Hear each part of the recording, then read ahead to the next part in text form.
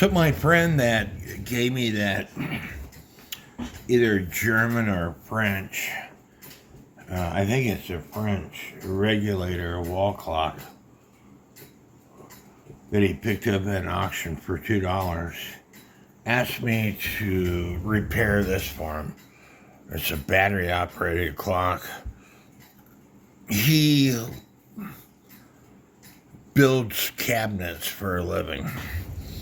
And so these tools is stuff that he uses. So I told him I would check it out and see if I could figure it out.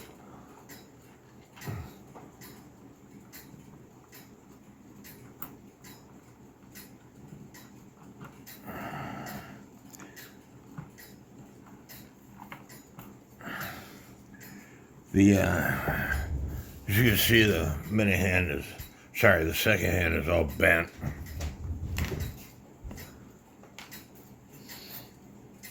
And the hour hand, which is a hammer, it's bent also. His workers laid something on it. So I guess the first thing I need to do is straighten out this second hand and put a battery in it and see if it actually works.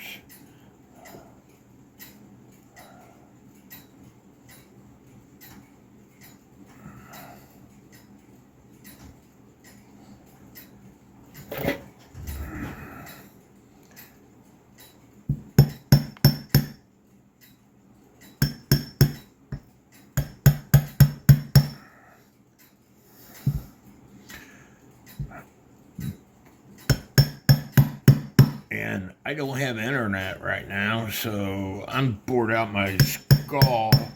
I normally take breaks, but I can't because my internet's down. I mean, y'all feel sorry for me? I feel sorry for me.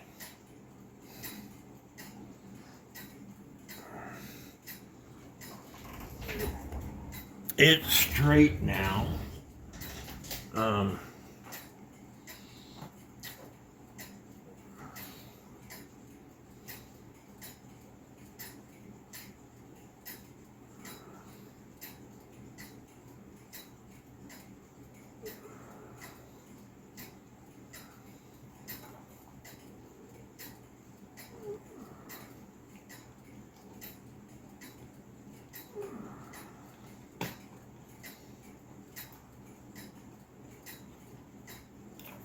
I think,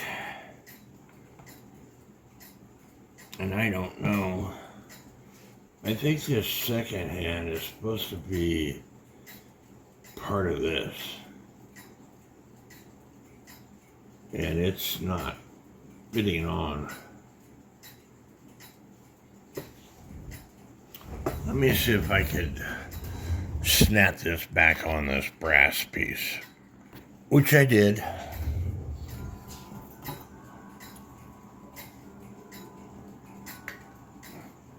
Now to get a battery to put in this thing.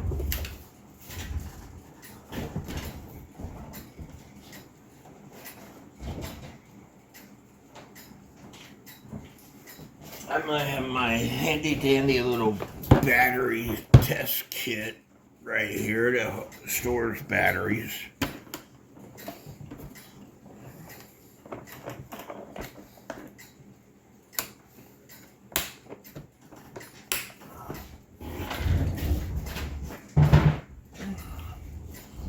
And see if the second hand actually moves.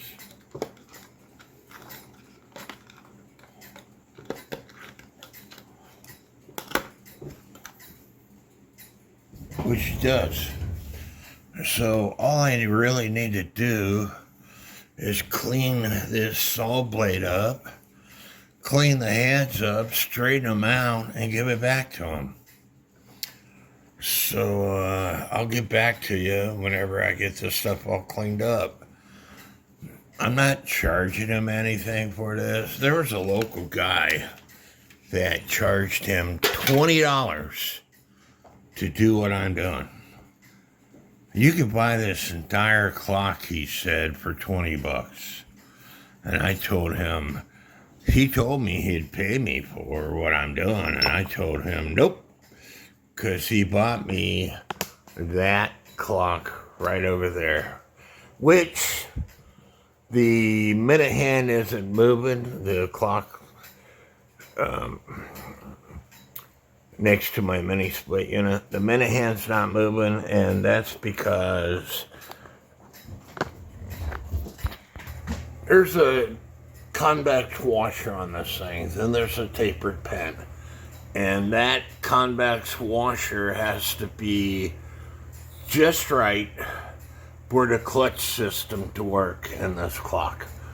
So it's no big deal. I just gotta take this big clock back off the wall, and it's heavy and my back hurts, so that's for another day. So I'm gonna take the movement off this clock and then take the base to my kitchen sink and clean it up with Dawn dish detergent. And to take this movement off this clock, there's a nut right there. And you take that nut off, and then you'll be able to take the movement out. And they work out sawdust, dirt. So this thing is dirty. The threads on this movement. And so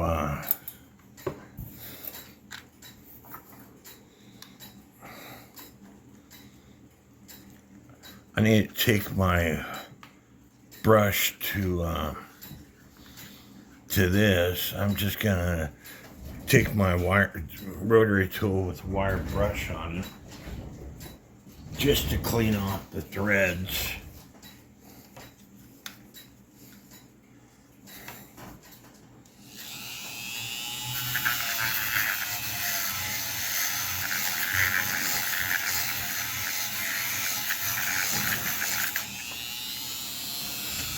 They're a lot cleaner.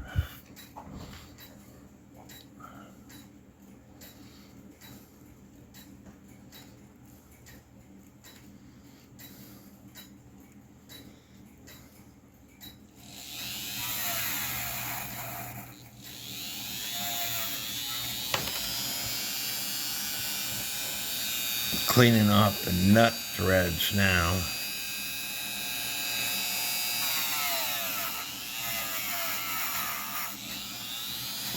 And they're clean. So now I can take this to my kitchen sink and clean it up. So I cleaned the dial with soap and water, the clock, but you will see that there are some spots that did not want to come off. And, you know, again, this thing's been out in their shop. I think that's rust. I also straightened out the hands.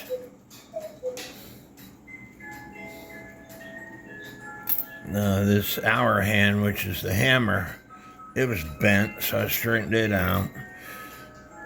And the second hand kept coming off of this brass piece. So guess what I did? You guessed it, super glue and baking soda, and it's not coming off now. So now it's time to put the movement back into the dial, and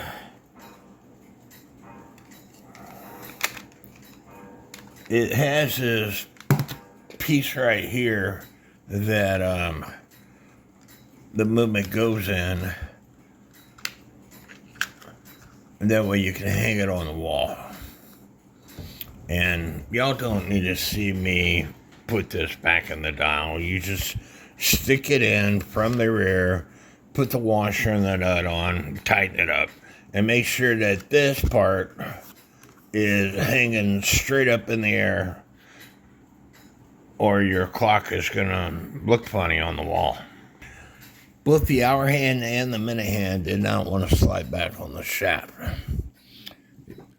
Because I straightened these out, the holes were closed up. So what you do, you take something tapered, stick it in the hole, turn it around while you're pushing down, test it,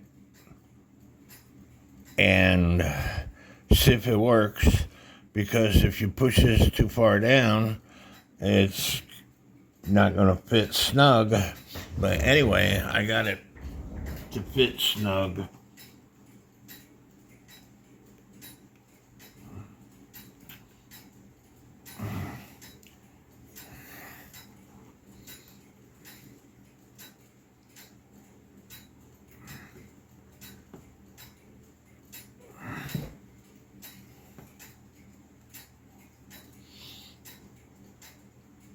And time for the second hand.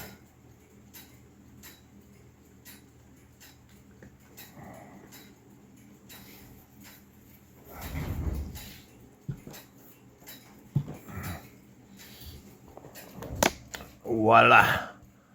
He has a clock that works again. If only his people that work for him don't.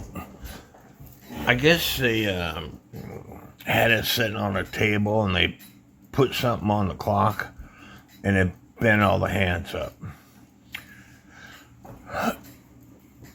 The clock says, I thought it was said made in China somewhere, but it don't matter. It's a cool clock. Of course, you adjust the hands right here, and it is 7 after 10 here, and that's why you want to test the hands, because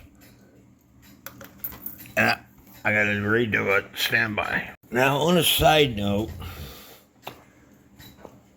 I used to go to Advanced Pain Center, and I've been going to Advanced Pain Center since 2016, and get a monthly prescription of hydros to help with my back.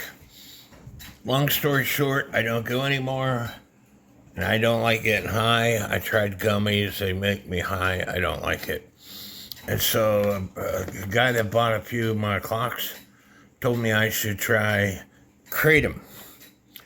And I did, and I like it.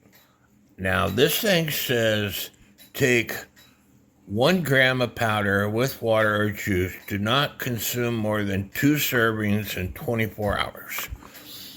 If you take too much of it, you will get high. I know people that use this stuff to get high. I don't. This bag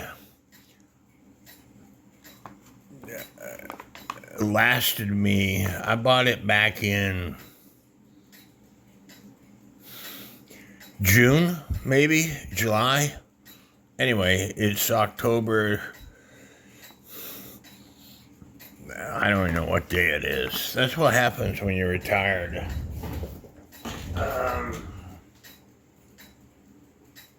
Today's the 24th of October. And I still got some of this stuff left, but they make 3 different kinds. Well, I take that back. They make 4 different strengths of this stuff. They make a white, which gives you energy, a green, which is the medium between the red and the white. It doesn't really give you energy, and that's what I was using, the green. And then they make, I forget what it's called, but they combine all 3 packages together, and it's supposed to, it probably makes you high. This comes from a plant, and I'm a firm believer in it comes from this leaf right here. This product contains whatever that leaf, only uses botanical. You could Google this. Mayo Health Clinic will say don't use it. There's a book out you can buy off of eBay. It's called Kratom from Hell. It's how you kick the use of kratom. I was on hydros since 2016. I didn't abuse them, and 90% of the time I didn't take them as prescribed. And when I quit seeing them back in April, I had extra bottles of hydros. I got some here, I got some in my truck, I got some that hasn't even been open. And so I don't take meds unless I have to. I can take a lot of pain. I've been through a lot of pain in my life. But I don't like getting high. I don't like taking narcotics. And, as long as you take this stuff as directed, it's not supposed to get you high. I haven't gotten high off of it. And I bought this red stuff because when I want to go to sleep, I'm going to take a little bit of this and see if it helps me sleep. And it says, take 1 gram of powder with water or juice. Do not consume more than 2 servings in 24 hours. It tastes like crap. In fact, I was eating a mango. There's a great big seed inside of a mango, and then you crack that open, there's little bitty seeds. And I chewed one of those little seeds up. Those seeds taste, to me, exactly like this stuff does. They say it's made from this plant. It might be made from mango seeds. I don't know. And I don't care. All I know, it works. And it was $28 for these, and you have to go to a pot store to buy this stuff. Check it out. Don't exceed the recommended dose. I have this spoon and this container, and I gave probably 100 grams of this stuff away. Maybe 75, I don't know. Give some to my sister for her to try it out. Give some to my neighbor. Anyway, I use this spoon. Half of it, once a day, is all I need. But I took this morning. But now, because I don't have internet, I'm going to take this and see if it helps make me tired so I can go to sleep. God bless each and every one of you.